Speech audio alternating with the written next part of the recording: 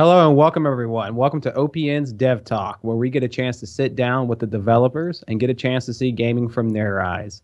For all our newcomers today, we are overpowered noobs. We work to provide a platform for gamers and industry professionals to get open dialogues about important topics in the PC gaming. Check us out at opnoobs.com. Today we're joined by Sergei from an independent team called Charlie Oscar to talk about their new game, Gremlins Incorporated, a digital board game. Now, during its early access stage, Gremlins Incorporated has attracted a very active player community of over 6,500 players from all over the world and has received unanimous applause from both game critics and Steam users. With a 90% positive player reviews, the renowned website indiegames.com highlighted that Gremlins Incorporated was treating early access the way most games should. Charlie Oscar approached this stage as their chance to further polish the game and receive feedback to add new features, releasing over 12 major updates in the process. I'm joined today by Caitlin, Heather, and myself, Shane. And let's get started. So, Sergei, thank you for joining us today. And if you don't mind, tell us a little bit about yourself and why you chose to get into the gaming industry.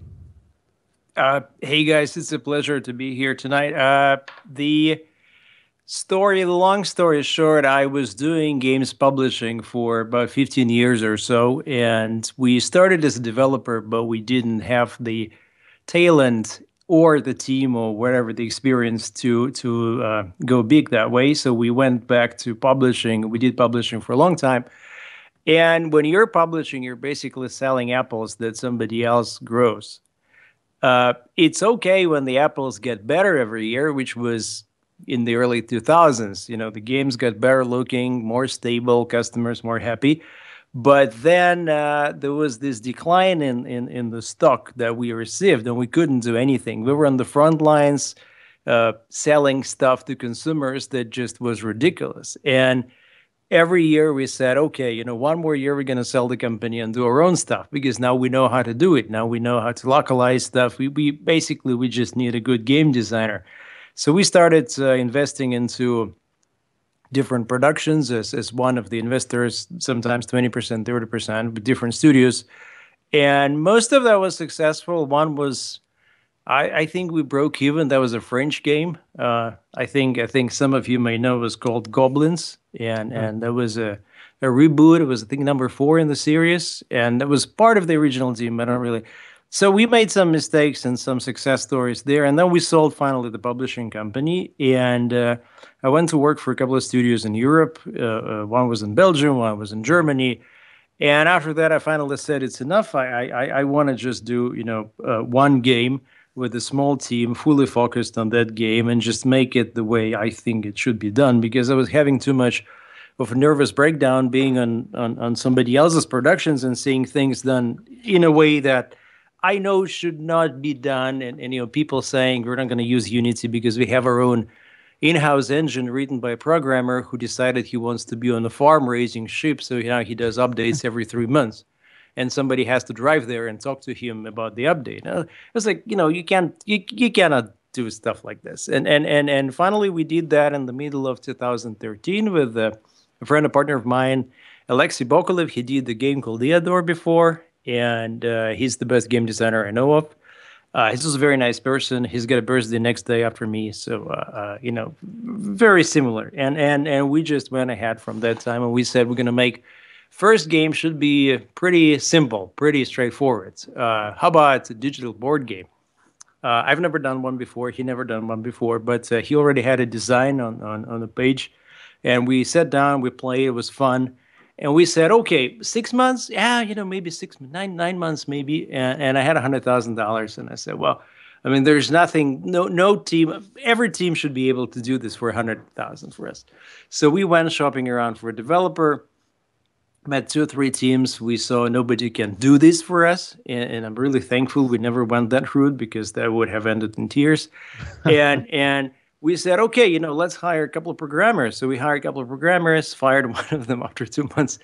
And that was early 2014 at that time. And in the end, there we are now after 3 years. almost 3 years with this small game that turned out to be not so small for us, but Oh we're yeah. happy for the experience. Yeah. And so you chose board games, and I'm assuming you probably played a lot of board games. What board game are you really basing this off of, or is this We like brand new for you? no. The thing is, we play. I wouldn't say we're hardcore players in board games. We play everything that comes through. We play, Ciboteur and Carcassonne and Lords of Waterdeep, and now we play St. Petersburg from the same guys that publish Carcassonne. I think yeah, last night we looked at Five Tribes, which is a bit too crazy for me. But we never like go really crazy about that stuff. I have friends who have many more games at home, but we what really attracted us was that Alexei just had this design that he wanted to make a board game called Gremlins Incorporated, but it was too complicated to be a board game. When we sat down and played, too many calculations, you have to write too many things down, and a session took 2 hours, 3 hours. And when we built the prototype for that, people would play with us, and after 40 minutes, they would say, "Okay, now we can play," and half the wine was drank by then. So basically, it was. I still remember one time we invited a friend, and he came with a girlfriend. I mean, with a lady he dated that night. I think for the first time. It was so fun when we sat down to talk about the rules. And after 1 hour, she was trying to just escape this horrible party where people discuss, going to the office to invest some money. So when you get at this point, you're going to get this and that. And she was like, Jesus, they are so nerdy. But that was the good thing is that the whole game was out there. It was playable. So we didn't really have any risk of sometimes when you go into production and you say, well, we're going to build this. And once we build this, it's going to be fun. In that case, with Gremlins, it was already fun on the paper, and we just had to kind of bring it into the video game, but the whole design question was already solved. So you actually have like a physical version for this for you Yeah. guys. Oh wow, Yeah. that's pretty awesome. And that's interesting you brought that up. One thing I like what you did with it, and I'm not sure if you've been playing a lot of board games digitally, but one of the things they fall short on is they don't have a clear path or understand tutorial, I guess you can say. And you guys have succeeded in that. Now, is that because of some experiences like that, like people trying to get away from it, like not getting the rules immediately, and you're like, I got to make a really solid tutorial system for people? I would say right now tutorial represents about 40% of what we would like to have in the game. The problem with this is that when we went to early access, there was no tutorial at all. And when we started with the beta testing, it was initially a closed group of 50 people.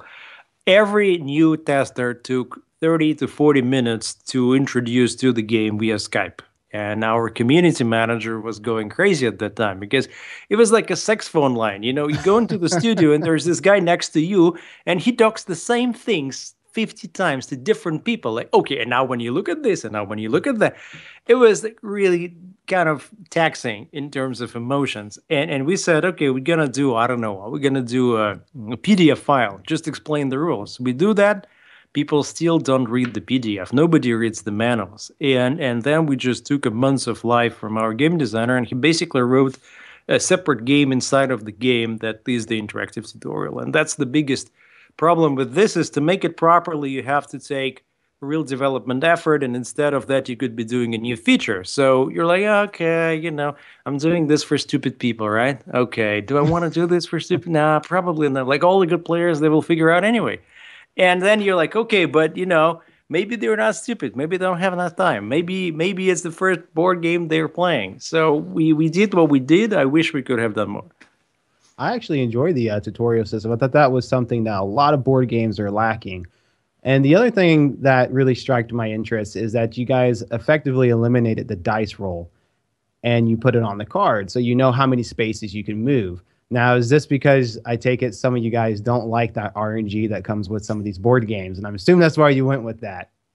The first prototype had dice rolls. There were no move points on the cards. And at that time we went together on a sailing trip in Croatia. And we had a lot of time between changing boats, and you go into marina and sit in the bar and drink beer and play this game. And basically that's the atmosphere where you have nothing to do, just drink beer, and you have 6 hours to kill, and there's no entertainment. There's some sailors and other drunk people. And even then, with the dice roll, that game was boring because you couldn't plan. You don't know where you end up in the next turn. So you're looking at your cards and you're like, well, it doesn't make sense to look at them because maybe I throw one and I end up here. So I should, like, you cannot prepare for any possibility in the next turn. And at that time we said, you know what, Alexei, your game is fun, but it sucks to play it. And we're just gonna go and drink beer and talk shit with other people. And the next day on the boat, we were like, you know what? Let's change it. Let's radically change it because that thing kills the fun. And he changed it, and that was like this since then. Yeah, I think it's fantastic. I like how you can actually set up and plan where you're going to go. And another thing I was really impressed about your game is you actually incorporated a full ranking system. That was pretty sweet. I like that. Now, is that something you guys worked a lot on? Like, are you looking for this game to be like highly competitive? It's a complex game. It gives you a lot of different opportunities and possibilities and so on. And people who play this sort of like lots of our friends, they're very competitive. When they play chess, they like to know their elo score. They like to brag. And our game designer, he's competitive as hell. Like he's getting angry and mean if you're winning over him in a good way. I mean, he's gonna, if he can squeeze an extra point out of you, he's gonna do it. And it was pretty obvious from the beginning that he wants to know who's the best player in the game. And we said, okay, let's make a ladder. And once we started playing with the ladder, players started to get real competitive. They were saying, okay, I deserve this 2 more points because of that. How do you handle this? Once you introduce this rating thing, every bug becomes a tragedy. People say, I lost 2 rating points because of your bloody casino that stuck. And you have to deal with it, and there is no way back. We just had a kind of a bug where the inflation. We introduced inflation, so you cannot be number one and then stop playing for 10 years and still hang on there number one, and it should kill you down to 1% of difference between the baseline rating and your current rating. In fact, what it does, it was taking off 10%, and we fixed it everywhere. We rolled it out. And we were hoping, okay, that's it. And then one of the players come, oh, you shouldn't make promises you can't keep. You still got the. I'm like, Jesus, you're so bitter. And we woke up the programmer deep in the night, and we said, listen, people are getting pissed, and probably they're rightfully pissed, and it's a big thing for them. And he looked up into the server, and he found a very early version of the server, which we call a zombie server, which just kind of wakes up every day and does some stuff and goes to sleep. We forgot it exists. And that zombie server was taking off rating from everyone it could reach at that time. It was so stupid. And we killed that bug, and everybody's happy. Isn't it exciting though to see players get that invested into it? I don't know. I in the early access stage, I'm checking Steam from my mobile phone. So there's this little green icon that lights up when you have messages on the forum.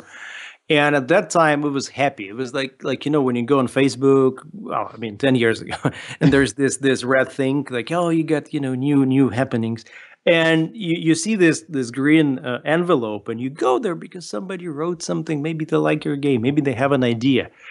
And after we launched, I look at this and it's like 40 new messages, and I feel this dread, this servers are down in China, or someone did a refund, or something doesn't work. And I would say it's maybe exciting at some point, but at this point, it's just a little bit too much emotional pressure. Well, we're getting kind of used to that.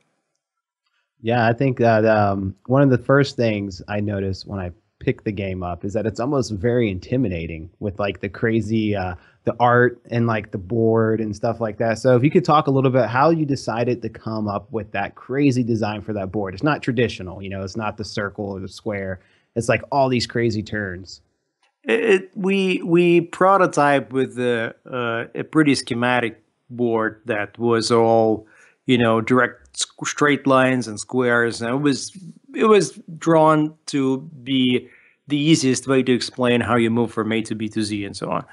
And then we started working on the concept art, and we sat down with the artist and we said, okay, this is the casino, this is the court, this is the astral plane, and that's the sort of associations and emotions we'd like to get here and there and there. And he came up with a couple of sketches. We liked them, very steampunky. And then he said, okay, now I'm going to go and do each location in a big sort of scale. And once you approve that, I'm going to put together a map. So we went through all the 11 locations and everything was very fine. But when he started to put them together on the map, he discovered he changed the proportions in the process so they couldn't fit. And we ended up with this first map that was really beautiful and that was very windy, like, up and down and up and down. And you look at this and you're like, geez, like there is even different distance between different spots. You cannot do that. I mean, you cannot. We look at this and it was like this aching, this pain in the brain when you look at this and you try to think how you can play that. And we said, okay, let's throw out 3 months of art and redo this. And he said, no, let's make a compromise. And so we spent about 2 or 3 weeks just moving and shitting. What you're saying is a compromise between him making it look good and us trying to make it easy to understand. Maybe we'll bring up the simple way to reflect that in some point in the future, because that was one of the ideas that people suggested. Yeah, I was actually talking to Caitlin right before this interview, and she was really excited to know that you can play with friends. I thought that was really interesting that you're trying to incorporate a social aspect to the game, because that's a lot of the problems with digital board games right now, is that it's mostly just done with bots, and this kind of encourages you to play with people. And I'm just curious of what made you decide that you needed to branch out to this. Like, okay, we need to reach out to the social side of this. I think for us, from the prototyping, the whole fun was in the interaction, in the human to human part. And when we designed the card game, it was because as we were in the process of production of the video game, we were missing this social aspect. We would play online and mechanically it would be there, but you still miss that look in the eye when you throw a good card or, making a joke on someone. So we're now bringing this with the private sessions. And then when the chat feature is going to happen just for the private sessions, not for everyone. Because I think in this game, you can be pretty aggressive. And a lot of people say they don't like to play multiplayer games because of the aggression level, that you're going to be, hit by a truck. But once you play with friends, you can be really aggressive because they like you and you like them, and you're just mean for this 40 minutes or 2 hours of the game, but you kind of role play. And I remember we took the game for the first time to Spain. And when we played with this game in Russia, everybody was like, being a good capitalist, saving money, trying to get rich, trying to be like less malicious. I don't know. My experience, people from the East having a pretty screwed up life, they like to kind of build the proper stuff. And the Spanish friends, they were all like, oh, I want to go to jail. I'm going to be the biggest jail. Oh, don't drop the soap. Oh, you're going to bite the pillow. And we just looked at them and said, like, wow, this is how you can play this game. Oh, my God. Because we were so invested in winning, but they were invested in just having fun and, like, being the highest badass in the jail.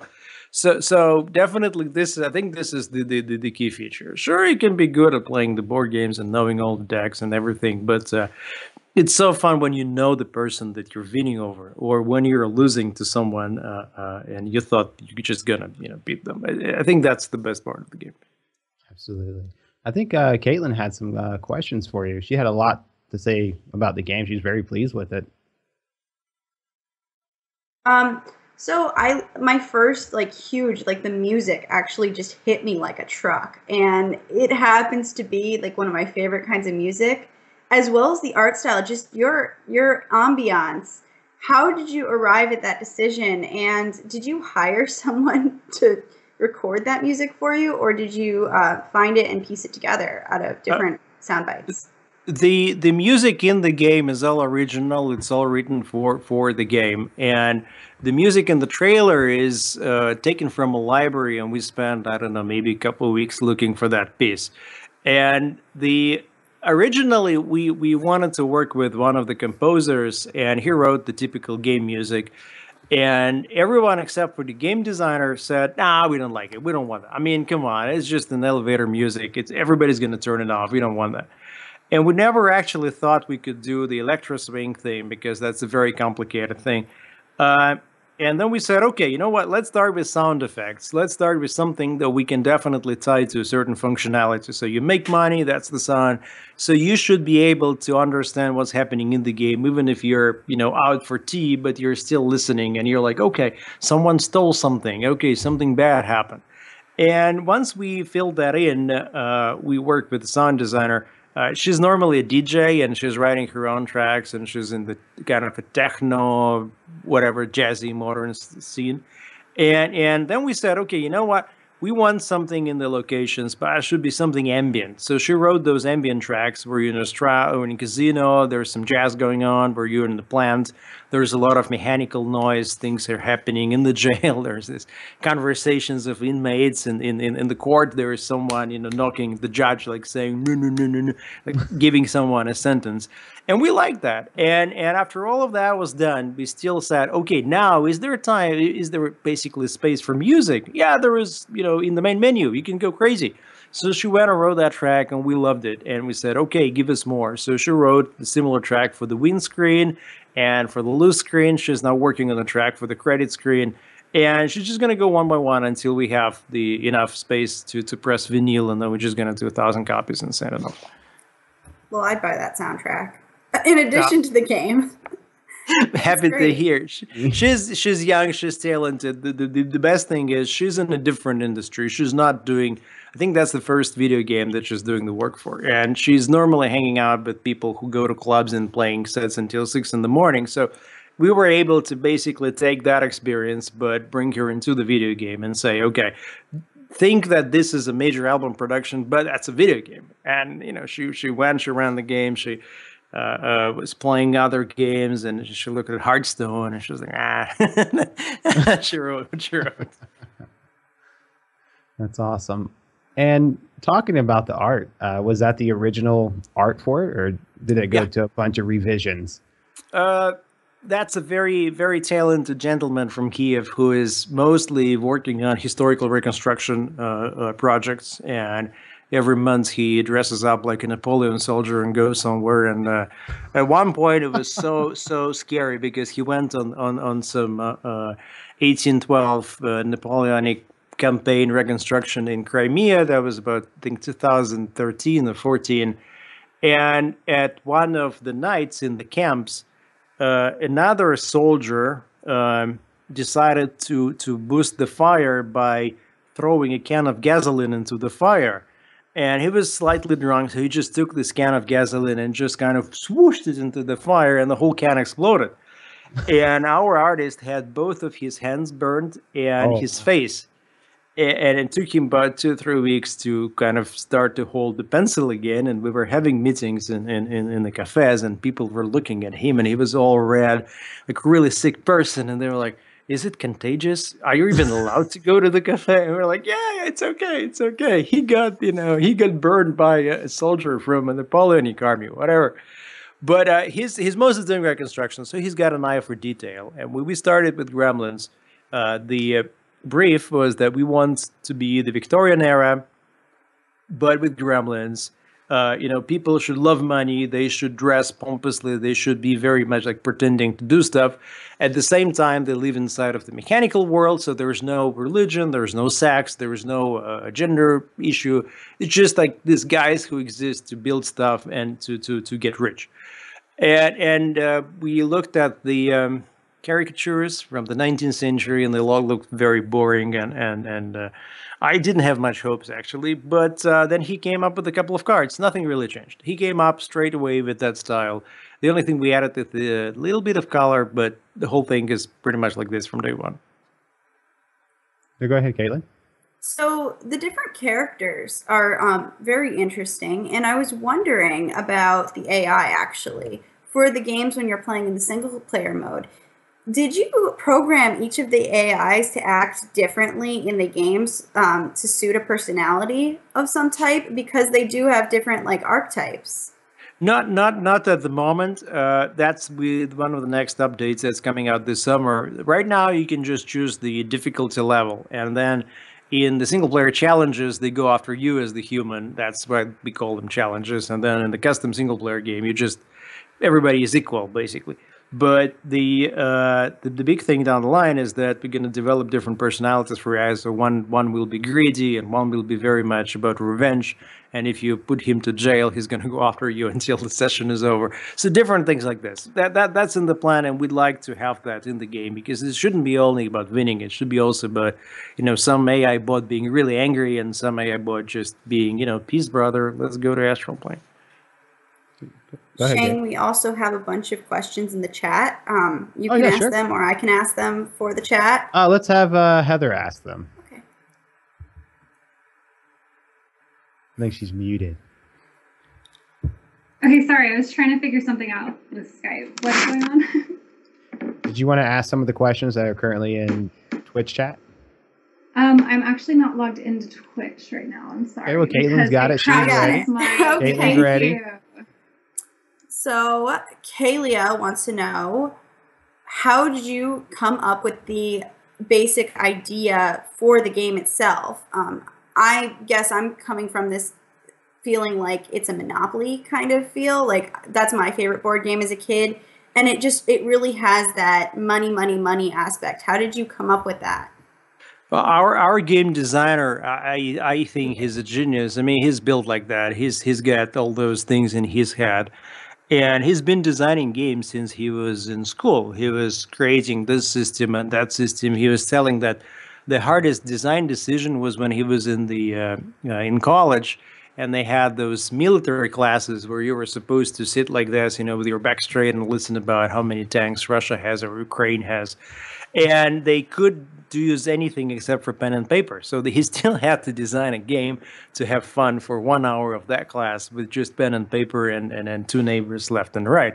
So he's used to just coming up with different ideas. And his previous game is about different demigods and different worlds. And one of those worlds is the world of Gremlins. And there is one character from that world present in his previous game who's helping you through the tutorial.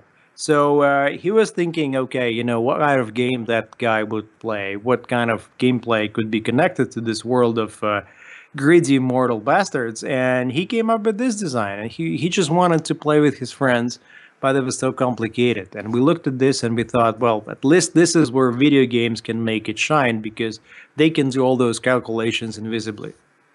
No, it's really interesting because right before the show, you were talking about that different regions have different comments. How is that for you guys? It's coming in waves. I would say in early access, you're like this, artsy cafe that has 12 different types of coffee, and clients come in specifically because they know who you are and where you are, and they come in and they say, oh, this is a Chemex. Are you using Japanese filters? Oh, are you using the yellow ones or the blue ones? And you're like, wow, you're using the yellow. Okay. And you feel like there's this barrier that they can come over and then they appreciate what you're doing. And then you go into the full release, and it's basically a guy in a truck stops by, comes in and says, I'd like to have a coffee.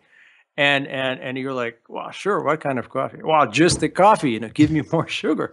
You're like, okay. So nothing wrong with that. It's just you have to set your mind to a different direction, that not necessarily every person who bought your game likes you or even, cares about your design. And a lot of people come in and say, can you simplify the rules? Or like, I'd like to win money in the casino. Everybody would like that, That's not how it works. And then after they play 10 hours or 15 hours, you can see that they've got the experience and they understand why this is this way and that is that way. And then, they join the conversation. That's really good. But we discovered that the French players, they're more focused on ambience, on visuals. The comments they make, they're more about the whole experience. The Russians, they're all about the rules. I want that rule changed. Or how about this rule? How about that rule? And we have, I think, about a dozen, maybe 2 dozens of very strong Russian players who were super helpful in fine-tuning the rules, because we would introduce some rule or interface and they will find a way of saying, well, this is where it doesn't work. It stops to work here. So boom, okay, we have to go and change it. And then a lot of polite Japanese players, very polite, very, very nice, very formal. I think that's the most respectful group of the audiences that we have. And then Chinese, we have a problem connectivity issue with China, because in China you have those firewalls and one firewall on top of another. So there's nothing we can do to help some of them. And a lot of them come and say, great game, great localization to Chinese, crappy servers, not recommended. And they're like, okay. So we're looking to run the servers in Shanghai next week, and Oh, nice. we'll see. Maybe we'll have to get the license from the Ministry of Culture in China to do that. Maybe not. I don't know.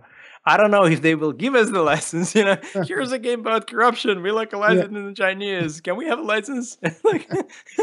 I don't know. Hopefully they see the fun of it, and we're good to go. But yeah, it's different. Americans can be very emotional, and we are not used to being so emotional. And we took it very seriously on the first days, and then we just started to, breathe in, breathe out, and we called some friends who operate free-to-play games, and they told us stories, and we said, like, okay, okay, we're in a good place. Nobody is knocking on the door of the office saying, unban my account. So as long as it doesn't happen, we're good.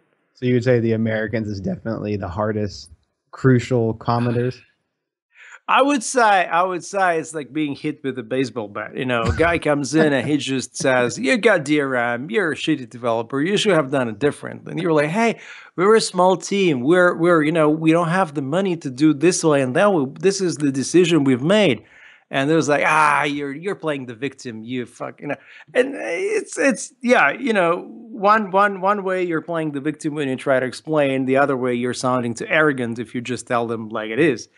And we had to find a middle ground and to say, we're not responding to personal comments. We're not giving too much details. We're just focused on the stuff we actually do. And if we do it, then they do it. And the more I was thinking about this, the more I was thinking about what Valve was saying about the users and how you should communicate with your product updates and not messages on the forums if you can. So that's I think that was a fair assessment, that the Americans is like being hit in the face with a baseball bat. That's perfect. I think Caitlin may have some more questions from Twitch. We have, I believe, 2 more. The second is from Stylo, who is, on the call, and he wants to know about the differences between physical card games and digital card games, and how you feel about those for your game. What would you say the most pronounced difference you found between moving your physical game to electronic? When we started to develop the game, we had the prototype, and we pretty much kept the whole thing. The difference is that if somebody were to play this prototype right now, you'll have to do all the calculations on your own. So every turn will take not 30 seconds, but 2 minutes, 30 seconds. That's the whole thing.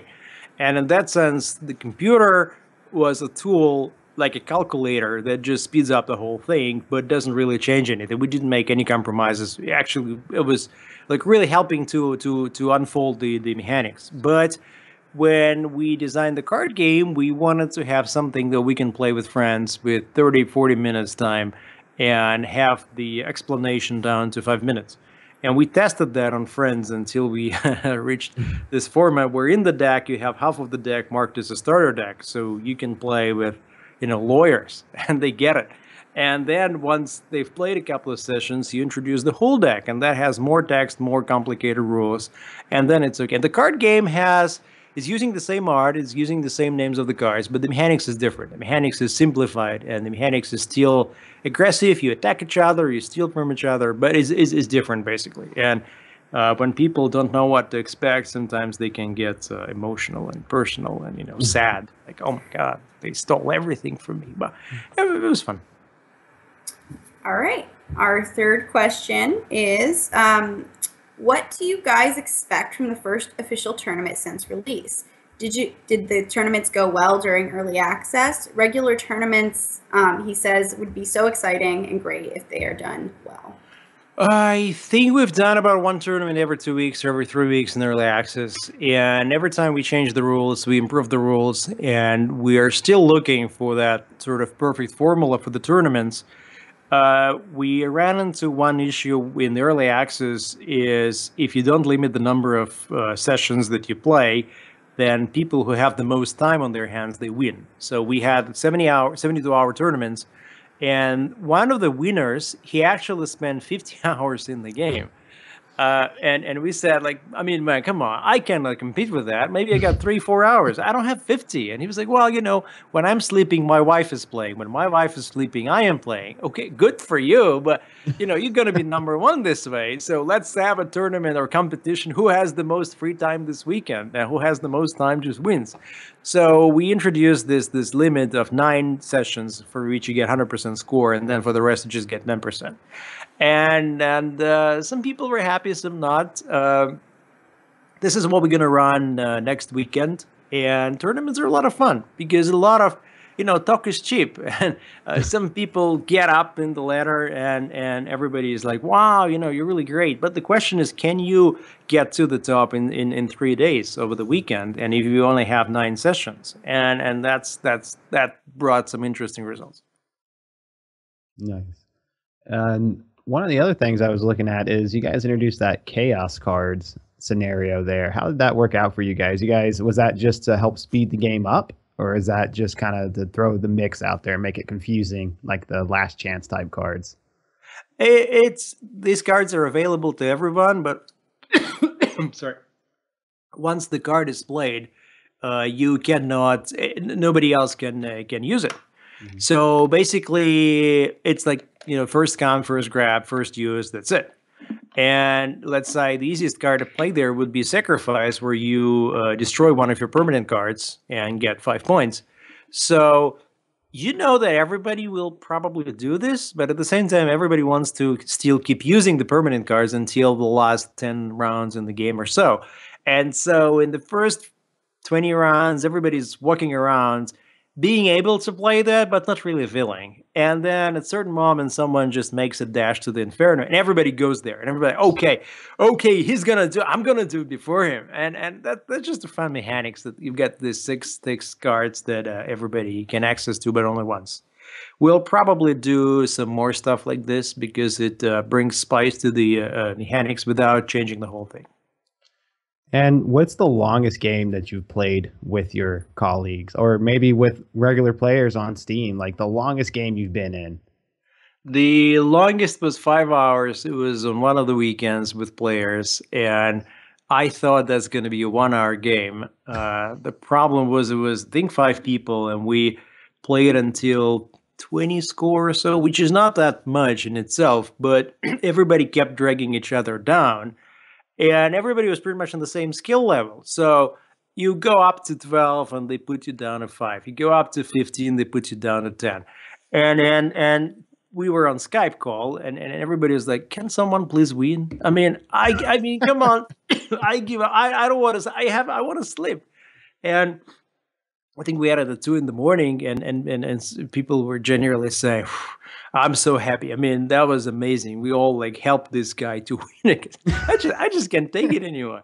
And we fixed certain things after that. It still can happen if the players are equally strong and you have too many players competing without chaos cards for 20 or 30 score. Yeah. But since then, we've put this warning that when you create a game like this, it says it's going to take more than 1 hour. It's going to take more than 2 hours. Just to let people know, because then you're stuck. You've invested a couple hours in the game, right. And you're like, okay, gee, I mean, come on, I don't want to give up, but I don't have any energy, to do that anymore. So yeah, so that's awesome. So you do actually take the time to play with your player base. How is that? How does that feel for you to be able to play your hard work with everybody? I think it's. The magic moment for us was when you lose yourself in the game and you stop thinking as a developer. And of course you notice some bugs and issues and you make screenshots and you dump them on Slack in the background. But mostly we try to play every night, every 2 nights for sure.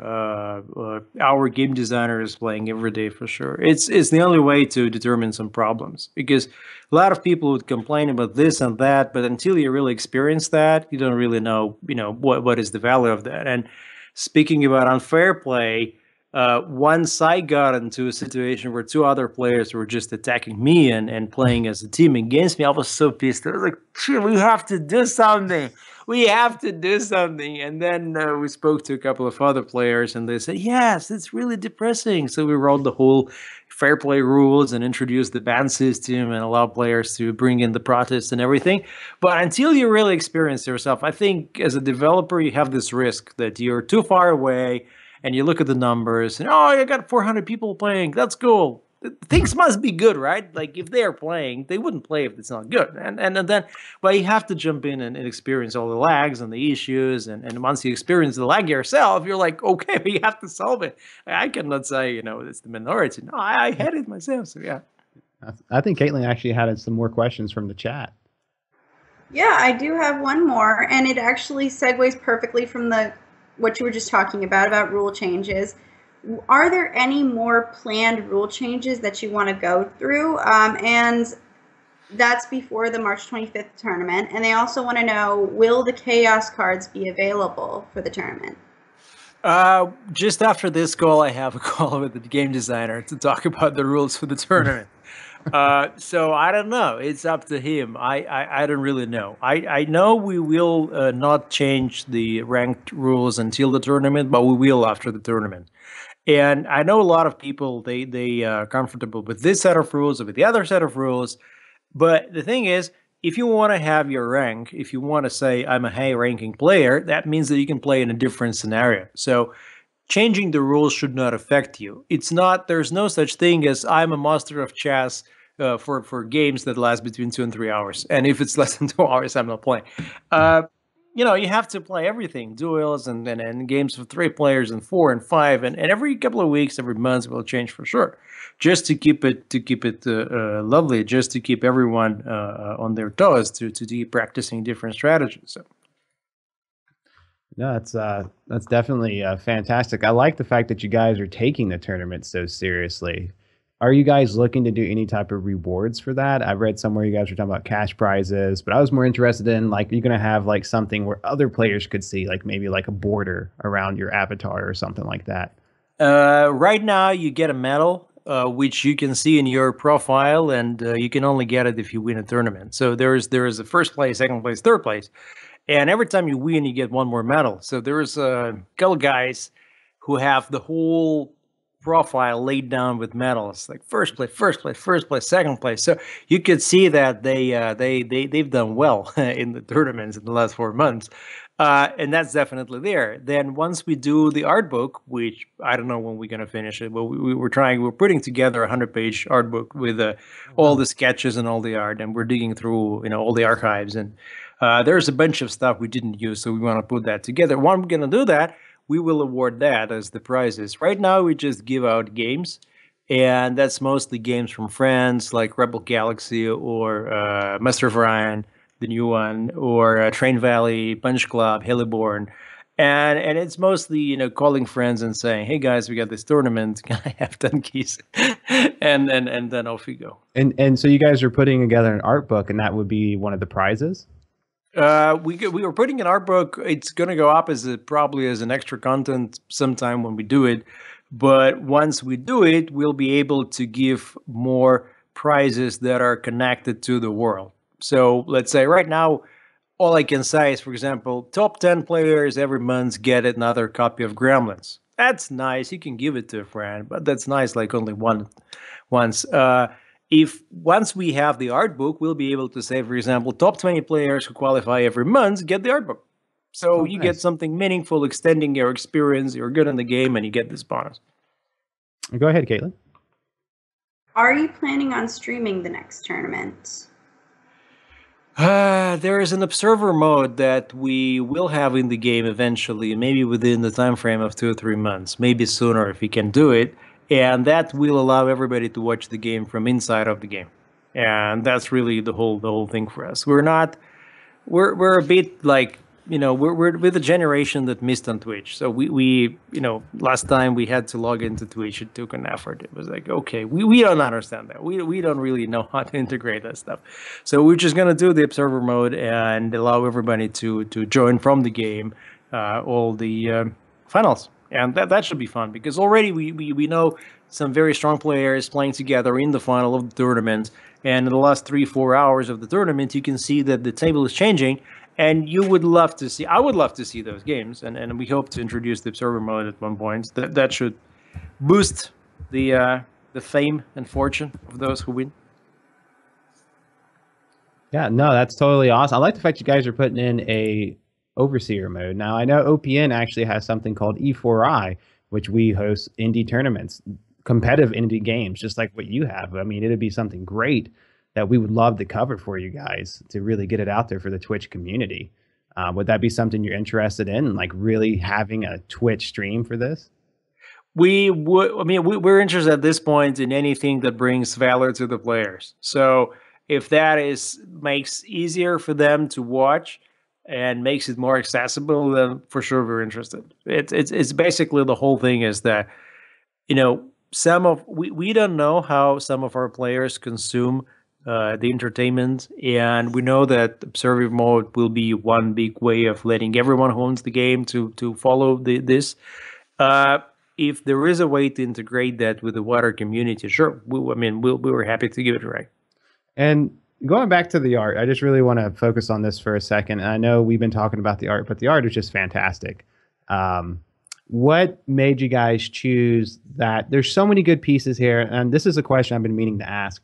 Is every time I see this game, I think of that guy with the gremlin with the top hat.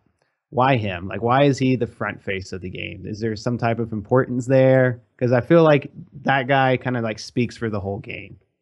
We spent about 2 months working on that character, and we started with an engineer, and we thought, well, he's an engineer, but he's not greedy. He's tinkering with his things, but that's not what the game is about. Okay. Let's create something similar to the Italian art of the 17th century or something. No, that's too kind of fantasy looking. Okay. Well, how about Indiana Jones, but a gremlin? Okay. So we've got this explorer guy with the leather jacket and everything. And we look at him, he's too cool. He's too cool. He's probably going to get laid, but there's no sex in the game. So we should not make this guy so presentable. No, he doesn't care about the appearance as long as he just wants to be famous. He wants to be rich and famous, and he wants everyone to know that he's the rich and famous bastard. And at the end of 2 months cycle, we finally got around to this guy, but with a different hat. But then we changed the hat. Then we changed a little bit the perspective. And then everybody looked at him and said, well, he's not nice. He's not. And we're like, okay, yeah.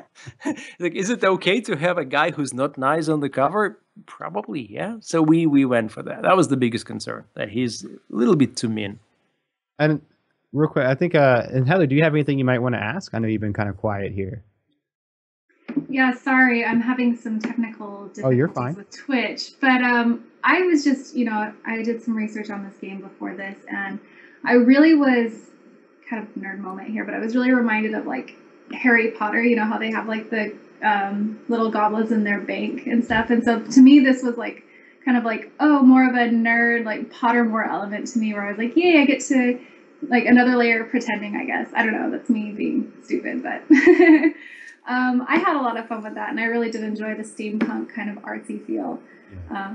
So I actually think I'm gonna play this after the call here.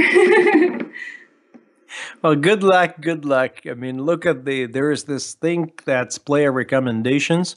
So when you look at player, it'll show you in a blue box how many other players recommended that person. And we introduced that so you could spot the players who have experience, the players who are nice. It doesn't mean that they're nice to you, but it means that they're sporty. Like, they know how to lose. They don't get mad when they lose. And so if you play with those people, you'll have a bunch of interesting games early on. And then as people get to know each other, you score up those recommendations with their friends. And then you'll see that the more kind of sportive and fair playing players, they accumulate 40, 30, 50 recommendations. And then you're safe when you play with them. And real quick, is there any of these characters in here? Are they you guys? Like, did you guys like draw yourselves but gremlins and put them in here at all? No, but there's our game designer's nickname is a Dragiron, and that's one of the fictional demigods from his first game. And in the game, there is a card that's called the Quest from a Dragoron that shows his character. And recently, one of the players posted a screenshot saying, playing a card called the Quest of a Dragoron against real Dragoron, that's priceless. And I was able to do that, and everybody had a lot of fun about that. Okay, you nailed the designer with his own card. But that's the only connection, and he's got all that lore in his head, so it means a lot to him. Well, the game looks fantastic.